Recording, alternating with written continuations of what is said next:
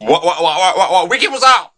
Wicked, what's up, guys? Welcome back to Football Manager 14, Becoming Legend, starring Swansea City and centre half. And boy, oh boy, we've had a shaky start to the season. Hopefully you watched the live game against Reading, which I've recently uploaded. And we lost 2-0 to Reading, which was... well, it's Reading, isn't it? Yeah, disappointing. No disrespect for Reading, but that is a team we should be beating. But it didn't put us off on our run to qualify for the Europa League as we beat Maribor 2-1 at home, which was a bit shaky, to be honest. You want a heavy win at home, especially when you're playing a team which you should be beating, and we just managed to get a win. Gabriel Silva, yet again, he keeps scoring at 18 years of age, and he's already scored 4 goals in the Swansea shirt. Absolute legend. He will be an absolute beast, and he's scoring goals for us. Yeah, we won that one 2-1. We sort of dominated. I wouldn't say dominated. We had the fair share of possession, but we didn't beat them. And then we went on to the Premier League again, and we lost again. But this time it was to Chelsea, a team we probably were expecting to struggle against. We matched them for possession, but we beat them on shots. You know, we had more chances. We just didn't take them.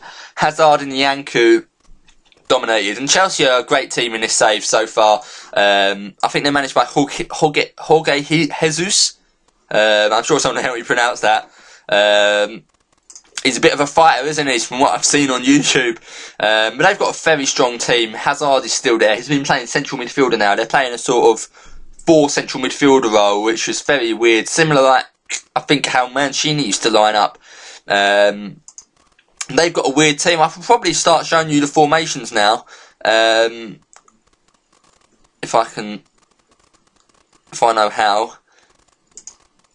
So they lined up, yeah, they lined up, we lined up as our standard way. James Ward-Prowse played on the left for this one. They've got still a very defensive team. They've got 2 strong Argentinians there as well.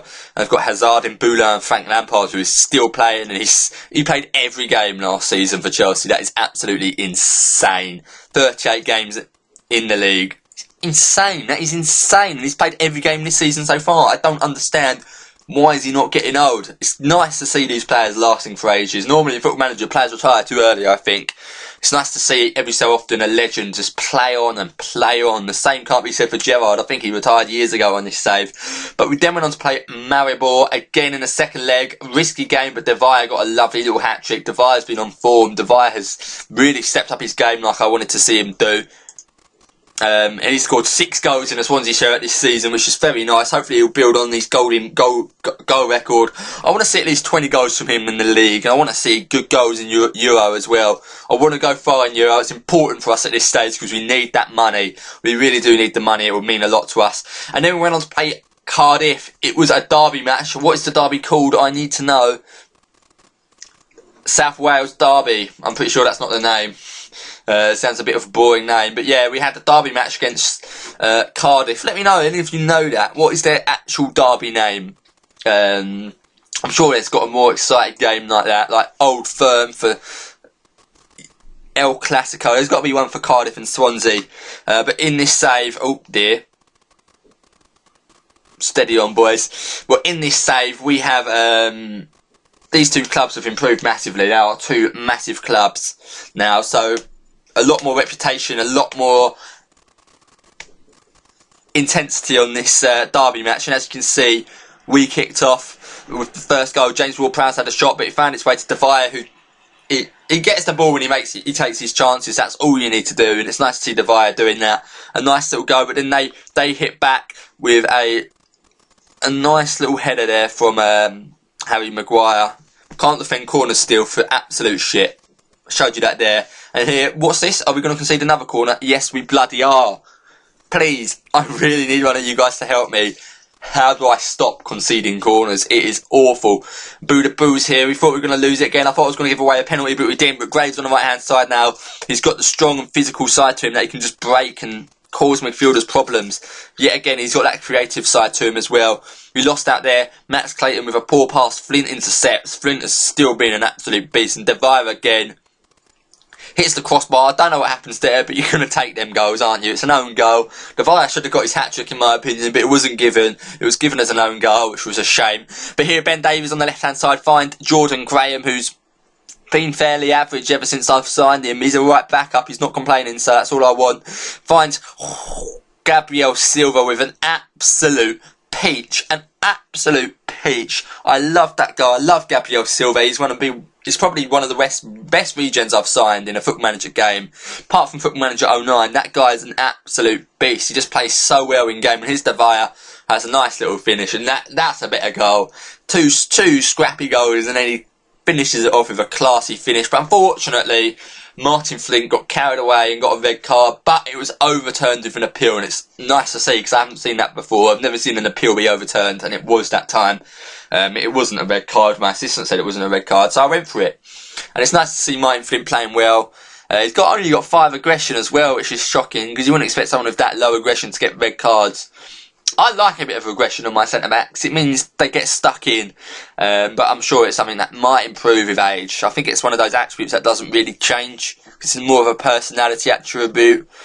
But I'm looking forward to see how good this player becomes. It's nice to see the youngsters really growing up now. Let me show you the stats for the Premier League. Let me show you the stats overall. Overall so far, the highest average rating so far has gone to Gennaro Devaya. That's a given. He's been an absolute beast. He looks so good so far. Liam Moore as well, stepping up this season after a sort of average season last season. He's stepping up now. He's got to be the experienced one. He's the oldest centre-back at 25 years of age. So he really needs to step up and fill those boots of leader. But Martin Flint seems to be the better one of the two. Gabriel Silva, one of the best regens I've got, already valued at almost £12 million at 18 years of age. If you're not enjoying this series, the one thing you've got to watch is just to see how well this guy develops. It spurs me on just to see how this guy's developed. I would play for years, even if I was bored, just because I want to see how sick this guy gets.